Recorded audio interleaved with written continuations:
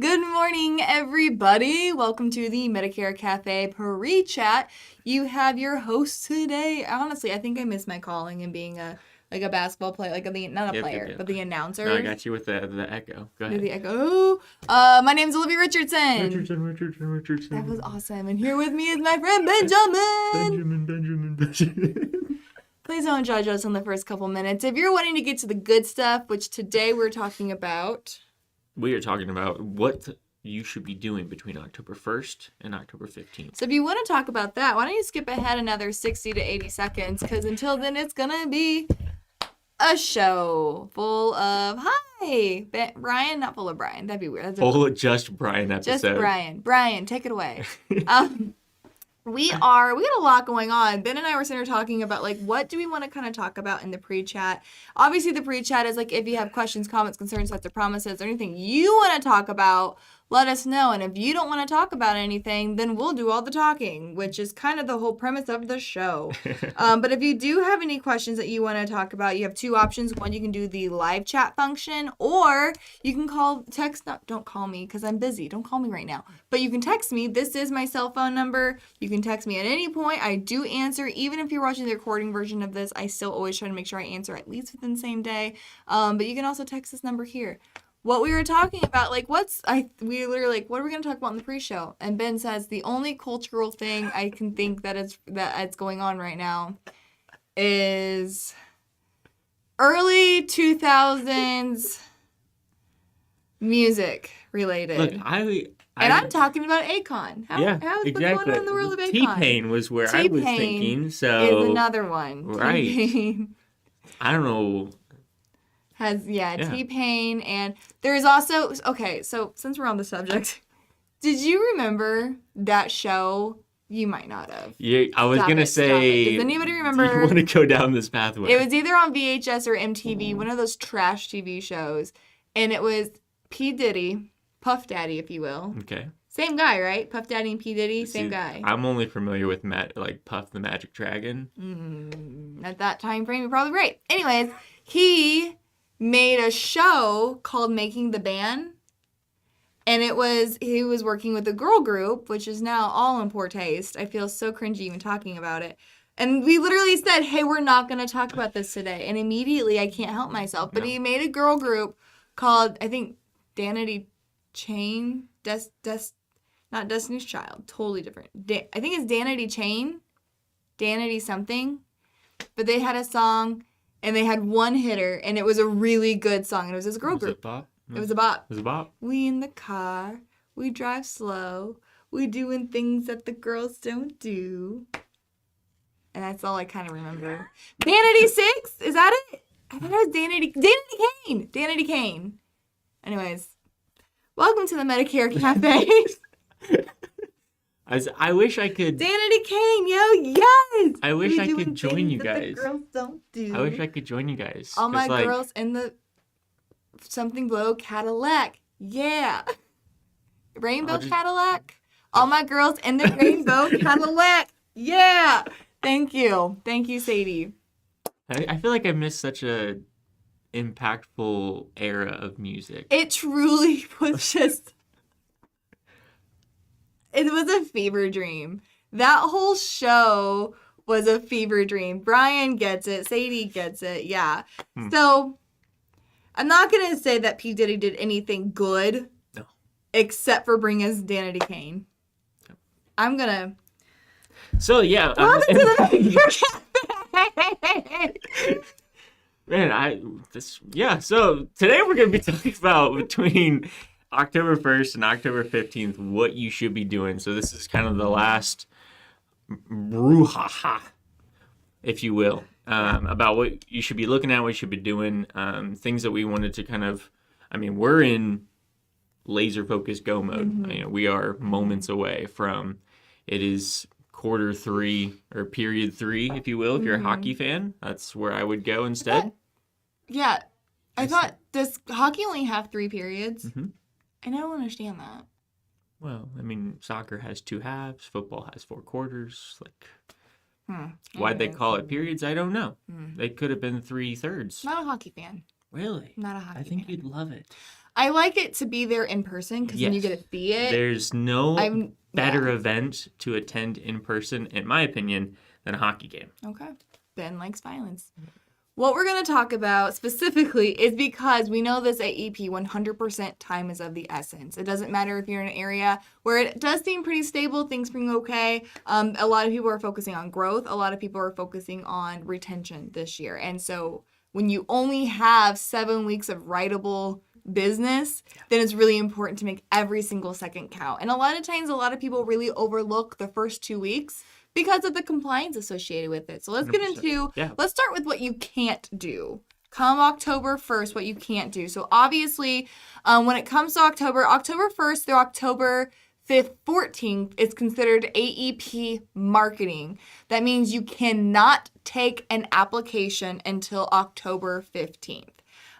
Basically what that means, and just get into kind of like the fuzziness behind that, what that actually means is that you can pass out applications, you can talk plan. We'll get into what you can do. What you can't do is accept a signed application from a client. Now, a client can sign an application between October 1st and October 14th. You as the agent cannot have that signed application in your possession because once that application comes back into your possession, you have to sign that application, which then starts the 48-hour rule of turning in that application to the carrier within 48 hours. So a client, again, that 48 hours is triggered only by the agent application signature, not the client's. So a client technically, again, yes, can sign an application October 1st, hold on to that application until October 15th, in which case hands it over to the agent signs that application. Now keep in mind with Medicare Center as well as other Connecture devices, other whatever Connecture platforms that you have, will actually not accept an application October 1st through October 14th, even if you're doing an IEP, if even somebody's turning 65 in January and you're doing you're taking an application with them with a election other than AEP, it's still not going to let you because it's super hyper aware of compliance. But yeah, that's kind of the compliance behind what you can do October 1st through October 14th. Lots of different things, and being aware of the time frames there is really important. One, for just kind of what Olivia was outlining, what was going on. Every year we have someone calling like, hey, the platform's not working. It's like, well, the platform's working as intended. It's trying to be protective there. So maybe during that time, if you have others, still use it to quote, to just understand you're not going to be able to submit an application through that side. So being familiar with some of the other options that you guys do have through carriers and whatnot. But the other side is the planning out your 48 hours scope of appointment and everything too. Making sure you've gotten all that information out to your book of business, to your clients, start receiving those in, and just building a repertoire and a overflow. That way you really don't have to worry about the timeliness as much, as long as you're aware of it. So that's how we wanted to bring that to your guys' attention. I don't have anything else that you really can't do. I figured might as well start solving things and let's talk about what you can jumping do. into what you can do. And so I think on the flip coin of the don't take applications, you can have appointments. And so especially, I know Olivia, we talked about it a little bit this earlier, but having the appointments with people that are on a plan that maybe is still fitting their needs very, very well. I know there's probably a PDP plan out there that a lot of people are want to stay on moving forward. And having just a quick appointment, this is what's going on. I really don't think there's going to be a need to change. Since there's no application needing to be taken at that time, that would be a perfect time to not take up your 280 appointment hours during true application receiving AEP. Use it during that time. And what you can do during that is take an ancillary application. So using that time to bundle those together, cross-sell. That's kind of one of the things that we highlighted there, was cross-sell, focus on those people, ones that don't need to make a change on their PDP or MA. Get those out of the way. They're already going to be taken care of. You don't have to look at kind of what's going on for those applications, since you won't be taking an MA or PDP one anyway, but look at some of the other options that you may have. Really good time to fact find on some of the other products that you'd be selling anyway. I think the biggest thing to keep in mind is that not every consumer, not every one of your clients will likely need an appointment this year. However, every client does need to be communicated with this year. So October 1st to October 14th is an incredible time to communicate with their clients and let them know, are you good? Are you not? And a lot of people who, maybe on that fence, or a lot of people that are good but still want to have that appointment, still want to have that reassurance, have that appointment in those first couple weeks. What's awesome about Medicare Center is going to this year use AI technology, especially if you use Medicare Center in the past, to actually rank your clients on who is likely that they have to move, they need an appointment, they need to switch plans, all the way down to, hey, these people, based on their medications, based on their plan changes, are okay to stay put. So those people who are okay to stay put but still need that extra reassurance, get those appointments in. I always laugh. My dad's a veterinarian in the St. Louis area. And half the time when he has an appointment, he's not even talking about dogs. The people come and they're like, what do you think my son should take at college? And he's like, that's not the degree I got. So let's talk about your dog instead. And I feel like there's always those types of conversations that happen around this time for our agents as well. You're more difficult clients, for sure. So making sure they're taken care of, because, you talk about it all the time. People remember how you made them feel. And as long as you made them feel communicated and had some conversations with them about what this AEP is going to look like, they're not going to be upset with kind of the results of, hey, you don't need to make a change this year. Yeah. Now, in line with that, the running quotes and prioritizing clients, I kind of mentioned that if you've used Medicare Center in the past, you've used Medicare Center to enroll, it's going to automatically help you prioritize your clients. But however, if you did not use that, or you just recently made the switch over to Medicare Center and don't have those policies entered in, this is an incredible time. The plan should be finalized. This is an incredible time to help you understand and quote those clients who does need to be seen, who can stay put. So using that time to be able to update, continue if you don't have the drug list and you're not using Client Sync to update that information, using this time to make sure you get that, run the quotes and see exactly who do you need to take appointments from come October 15th. We talked a lot about during the road shows, which is something I know we had posted a little bit about in the Facebook group for the Medicare Cafe. But this year also is really important to get loud, be the loudest. Be the loudest. The loudest will win, exactly. Unfortunately. And so a huge part of what is a good thing that you can tackle between the 1st and the 15th as well is all of the events. I know Gail, who was chatting in here earlier, has already been looking at doing some educational events and has some continued, I think, 2 more this week, and has seen some really good success from them. So that's so exciting to hear.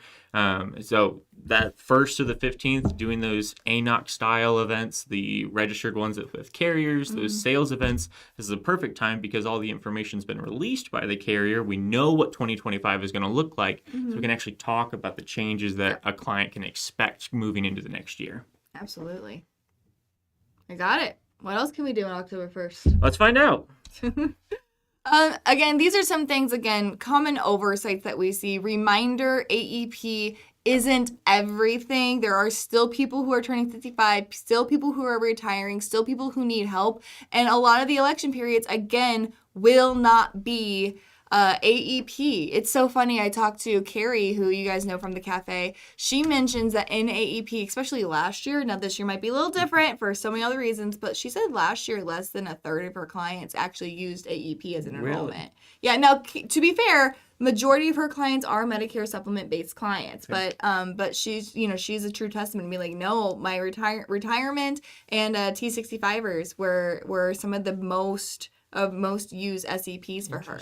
Also, keep in mind with Medicare supplements and Plan In, why don't you hit a little bit about why the first 2 weeks of AEP is a perfect time for your MedSup clients? Very true. So one of the big shifts that we've seen in the industry this year is obviously increased premiums on what Plan G, Plan F, honestly the whole 9 yards.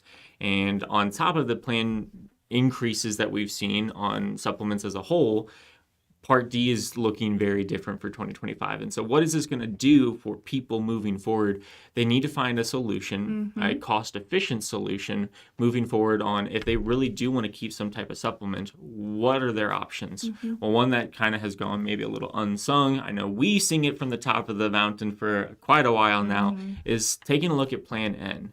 That's one that comes in, definitely drops the premium on a lot of those comparatively over G and F.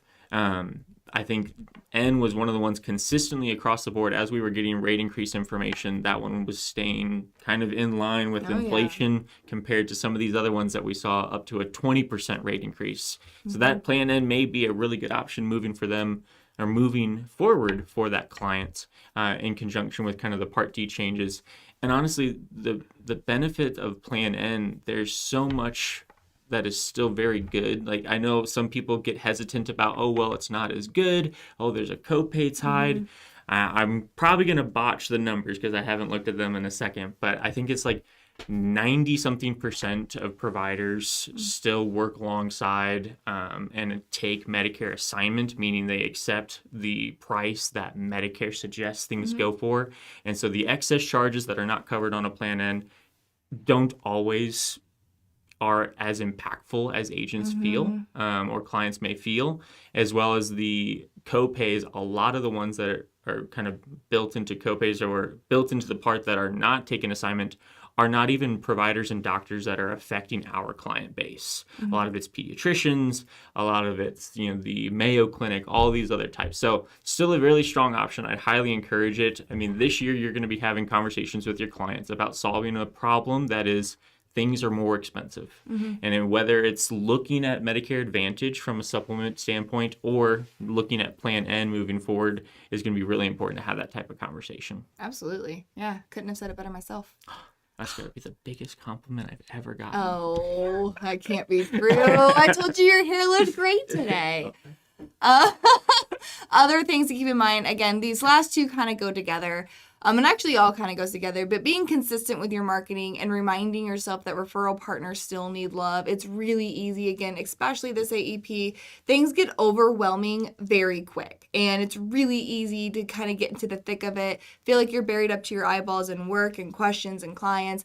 It's really easy to kind of turn off other avenues of lead generation and focus solely on your current book of business and focus solely on AEP. And unfortunately, when a lot of consumers and agents do that, we get hit with what's called that November lull. So making sure that even though, again, Deft Research has shown that 80% of beneficiaries have made a decision on on their Medicare Advantage plans within the first 2 weeks of Medicare. So making sure that, you're, of course, that you're not forgetting that other 20% or those individuals that, again, are doing things outside of using AEP for that election. You can't stop everything else because this gets turned on, unfortunately. Well, even another angle of that, we have all the service area reductions that are going on. And so November, if you find yourself in that lull, take a step out of your comfort zone, step into a different area that you may not have presented yourself in the past. You're going to find people that are going to need help.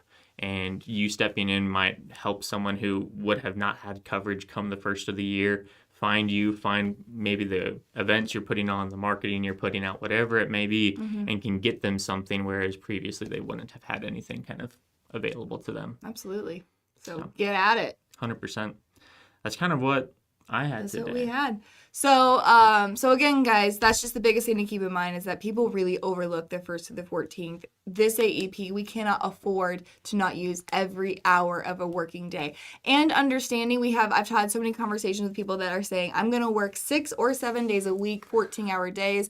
That might work for a couple weeks, but eventually you're going to want to spend time with your family. Eventually you're going to get sick, because you just can't keep going that way. So don't set yourself up for failure for unrealistic expectations of what you can handle during AEP. The best thing to do is be the absolute most efficient with your time, using your systems, using your processes, using your technology to make sure you're getting the most out of every ounce of your working time between October 1st and December 7th. And honestly, between December 31st, because like Ben mentioned, those SARs, the service area reductions, are rampant this year. And obviously, we know that consumers have until February 28th, it's not a leap year, right? Leap year was last year. Sure. So we have time. So February 28th is the last day of that service area reduction. However, most of your clients do want some sort of coverage January 1st. So kind of extends your AEP. Yeah. Now, Pam, I'm going to send her a million thank yous over. Pam was asking a question about, can we talk about what it looks like to work with SMS during AEP? because AEP, a lot of things, just like things change for you and your office, your systems, your resources during AEP, the same does work for us. So let's go over really quickly, what does SMS look like between September 30th and December 7th. Number one, we do extended hours. So we will be open from 7 a.m. to 6 p.m. Monday through Thursday. Are you working one of the early or late shifts? No, I was going to say, I didn't think it was you, but we will. Again, we will have both key accounts and our agent resources team available during those times. So again, we know you guys are working longer hours, so are we. So that's primarily the biggest thing. Also, don't forget our live chat feature that is still from 9 to 4, Monday through Fridays. Those, again, are ways for you to be able to communicate with us and being able to talk to us while not having to physically call us. It's incredible. Huge resource. Please, please, please use that. Especially for someone who's doing electronic enrollment, have it on another tab, get those kind of answers. And what on that kind of another kind of point that I will make, if in the past you have utilized a singular person on maybe one of the crews that you're working here, I would just get into a habit of CCing in the bigger team as a whole. And now is a time where, again, we've talked about it, we can't afford some of the delays, some of what's going on. If you're used to working with an individual, that is amazing. I know I have individuals that I work with on a day-to-day every other time of the year, and I want to continue to do so. But I want at least the team CC'd into that email or sent there. We all work out of a team. I'm speaking from agent resources specifically, making sure that gets to a team, because if something happens to me, my car breaks down, my dog runs away, whatever it may be. I mean, it's cold and flu season too. So, I mean, I'm not going to ask people who are sick and unwell to continue to come into the office to get everybody else sick and unwell. So let's just like we're telling our agents to take care of yourselves, we tell our staffs to take care of yourself. And so if Ben has to be out for a day or Summer or Sadie or Sean or all those people, making sure that you know exactly whose team you work on so that you have, when one person's out, at least minimum of 3 more are still available. Exactly. That's a great point. Pam, our Friday hours are always going to be 8 to 4. So those we do not extend during AEP. We like to keep our Fridays 8 to 4. So just keep that in mind as well. Another thing to keep in mind is going to be basically some things that, because of the overwhelming amount of business we're expecting and questions and help we're expecting to have to give during AEP, which we are thrilled to do. We want to make sure we support our partners, but we got to make sure the expectations are correct. First of all, our turnaround periods, our turnaround times during the rest 9 months out of the year, our turnaround times are usually within 12 hours. 24 is kind of the max that we allow our turnaround times to go. During AEP, we have to extend that. Oftentimes during AEP, because the agent resources team is 100% focused on finding solutions and helping agents, what that might mean for you is whenever you're used to calling in and talking to, let me get on the phone with Ben, let me get on the phone with Summer, what that will typically transition into is, tell me what your problem is, let me collect a ticket, and let me get that over to our agent resources team. The reason for that is because our turnaround times speed up way faster when we get a focus on solutions and problem solving versus talking to the agents and collecting the information. So just understand that we will try to continue to solve your problems. The expectation time goes to 48 hours, but if you have something that needs a much quicker turnaround because of a situation, just let us know. We will absolutely do the best that we can, but just understand that talking to our agent resources team on anything outside of live chat does look a little bit different during AEP, again, because we're trying to keep our teams on solution and problem solving 110% as much as we possibly can. Thankfully, we are an FMO that has outlined a lot of really, really good resources that are available to you via our AEP toolkit. So a lot of those, I'm not going to be the one that says, here, go here and try to figure this out, because I want to be able to help. But a lot of like provider lookups or formulary changes, all of those are still housed under the carrier logos in the AEP toolkit. So if it's something of that nature, I would suggest trying to take a look there in an effort to save time. But again, we're always here. That my biggest goal throughout AEP is to take the stress levels down as much as possible, even if mine increase a little bit. That's just part of how it works. Well, I mean, if you guys don't need us, then we don't have a job. Yeah, exactly. So it is our best interest that you guys continue to rely on us and continue to use us and use our experience. Couple more things I want to let you guys know what looks different during AEP this year, keeping in mind because, again, of the work workload and the amount of time we have required to prep for this AEP, 2 things we will not be doing during AEP. Number 1, during AEP, we cannot be doing Medicare Center walkthroughs. We cannot be teaching people how to use the technology because we simply just do not have the time, energy, and space. We do have resources and trainings to send you to help you understand, and we will continue to answer questions and answer support about it. We just can't do a full-blown demo of Medicare Center, and we won't be able to run drug list for you this AEP for the same reasons. We will teach you how to run drug lists. We will help you with that. We will answer questions about your existing drug list. But like in the past, we've been able to say, hey, this is what your drug plans look like based on the information. We just do not have the bandwidth to handle that this year with every other question and everything going on, as well as the technology that is available to our agents to help answer those questions, as well as in an app. If you don't have Integrity for Agents on your phone, get it. I'll show you what it looks like. That's one I probably should get on my phone. I don't have it on my phone. Yeah, it is Integrity for Agents. Let me just do a search. That's what it looks like. It's that app right there, Integrity for Agents. That is how you do quotes on the go. So that is again, we want to set the expectation. The last thing we're going to tell you guys is the same questions you guys are asking yourself is what are we doing with non-commissionable prescription drug plans, looking at WellCare prescription drug plans, looking at Aetna prescription drug plans.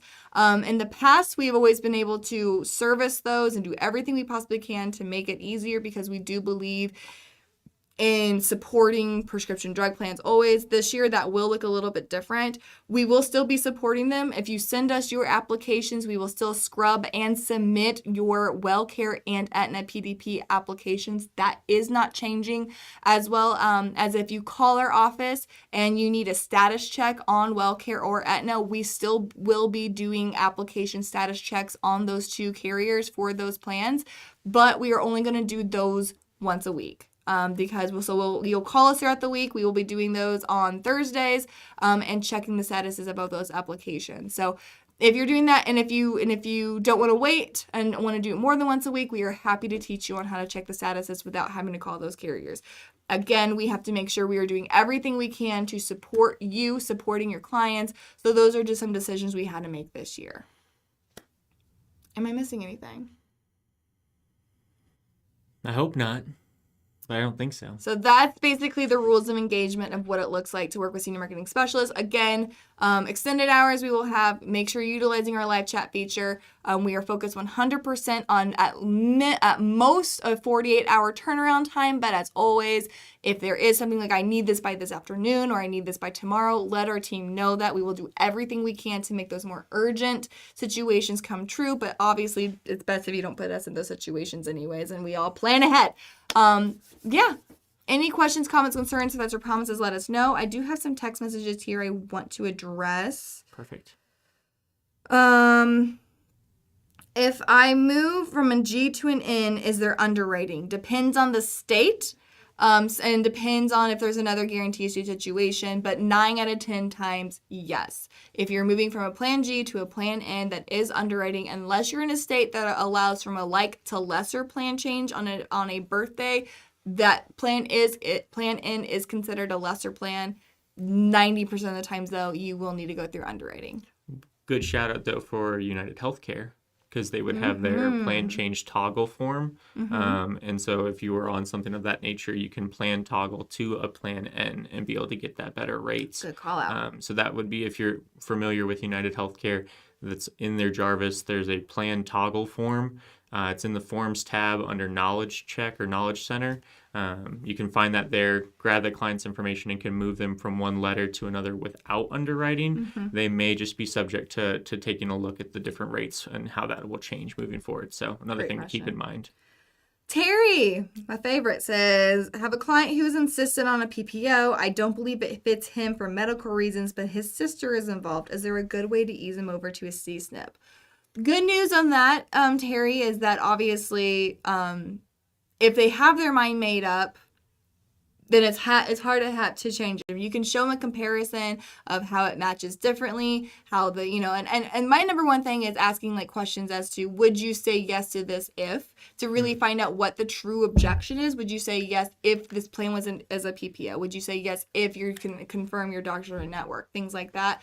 But Terry, when it comes to C-SNP plan, keep in mind that C-SNP's plan, what an ugly phrase. A chronic special needs plan does have an annual election. So like if they enroll into a PPO and they don't like it and it ends up being not a great fit for them, and they do have a chronic special needs plan in their area and they do medically qualify for that, you can always move them into that chronic plan. So if they're not in one, there's one available. There is an SEP to move them into it one. So even if they make up their mind, keep checking with them. If they say like, this isn't working for me, there is always an option to change them later in using the C-SNP SEP. Flip-flop of that too, you may even consider and kind of offering the safety net of MAOEP as well. So if they wanted to get into it for AEP, get on the C-SNP and try it out for a month, they would have MAOEP come the first quarter to move to any MA plan as well. So kind of the inverse of that. They have the safety net to try it, as well as the safety net if they really don't like the PPO that they may be considering. The last question that I have, because I do have a meeting in 1 minute and for a staff training, but it's, are any agents also charging a consultant fee this year for PDP? I've seen this question everywhere. I've seen this question 100 times. It is important that like a lot of agents have considered and have talked about what does it look like for them to be charging a consultant fee. Keep in mind that is a very slippery, dangerous slope compliance-wise, and not necessarily by CMS's standard, but by the Department of Insurance's standard. It is against the Department of Insurance to take a consultant fee while you are being paid commission on other things. So if the only way that you would really be able to get away with this compliantly speaking is if you were doing a PDP appointment and selling no other product, period, because Medicare supplements are going to be paying you commissions, other ancillary products are. You cannot do commissions and fee in the same setting, in that same appointment setting. No one likes a double dipper. Yes. So that's compliantly speaking wise. Financially speaking wise, I think it's a really short-term solution that is going to cause you long-term harm. Because other individuals who are focused on consumer engagement and consumer well-being are not charging fees. And I'm not saying those who are interested in charging fees are, but it's really easy for your competition to sell against you if they find out that you charged a fee. And it's really, again, short-term gain because you're getting paid on something that other agents aren't getting paid on or getting significantly less paid on, but it will hurt you long-term, because you will lose consumers when they find out they can get the same service without having to cost them anything. If you're concerned with kind of the payment side of it, you're trying to make sure that you're being paid for your time in these types of reviews. I know we touched on it a little bit earlier, but a cross-sell into a dental vision hearing, Absolutely. A cross-sell into hospital indemnity, a cross-sell into cancer insurance. If you're on the financial side, you could look at annuities. 100%. A lot of these people are keen for that type of product, at least to have that type of conversation. And shoot, I would even go as far to extend that a sale of someone that you may have found with an annuity would probably be a little bit better than the consulting fee you were looking at charging anyway. So if money is really the concept that you're trying to tackle, and I know we are seeing a lot of agents with a decrease in income because of this, explore the other avenues. There are much better ways of making up that revenue than charging a fee that is better for your client and better for you. Again, just a reminder, when it looks at revenue or annuities and things like that, it is for every studies or research shows that for every 40 Medicare beneficiaries you have, there's about $500,000 of premium. No. Yeah, it's 500,000. No, it's more than that. Anyways, there's about $35,000 of commissions to be made on protecting somebody's income through an annuity. So I think it's a 500,000. Why did I think it was 500? I think it's like advertised as $500,000. So it was $500,000. That's where I'm like, okay, that's where the million. I'm like, why do I have the word million? No, I do the same. $500,000 of premium or $500,000 of income to be protected, and then which equates to about $35,000 of commissions for an agent, and that's just for 40 clients. That's not saying 40 clients are going to buy it. 40 clients equals about 10 people who are eligible, which equals to about 4 or 5 sales. So that's where that kind of breaks down. Yeah. Pam Stout, she says, I agree. I'm not charging, just asking what you heard. 100%. Oh, it is. There are so many people, Pam, that have asked this question. Some of our agents who are writing millions of dollars a year to our agents who are getting started in the business. Like it's not a bad question to ask. It's not a reflection of you and your care about your consumers. At the end of the day, you have to make an income. You have to make money doing this in order for you to help more people. You asking anybody who's interested in like, hey, what does this look like if I charge a fee? Not makes you a bad person, makes you an intelligent, out-of-the-box person who's thinking about how do I help more people and make money doing it. That's that's the end of it. That's the conversation. Just giving you an idea about what we're seeing and what the study is showing us. We gotta get you I to gotta a meeting. go. So I will do the quick plug of if you are talking and want to have a place to talk about what the craziness is going on during AEP, I would highly suggest joining or liking the page on Facebook, but also joining the Medicare Cafe Agents Facebook group where Clayton and I try to throw in a couple different things. Might be some coupons for lead programs, whatever it may be. So I would highly suggest if you're not already in there, please join us. And with that being said, we get to have the pleasure of saying goodbye, but also having fun. Your wife's Italian. Do you guys do this a lot at home? I do this too much, and I'm not Italian. But does she do this at all? If I'm in As trouble. an Italian, does she do this? A little. A little. Yeah. Good to know. Okay. So until next time, have fun. Make money. And give impeccable service. Thanks, guys. Bye, guys.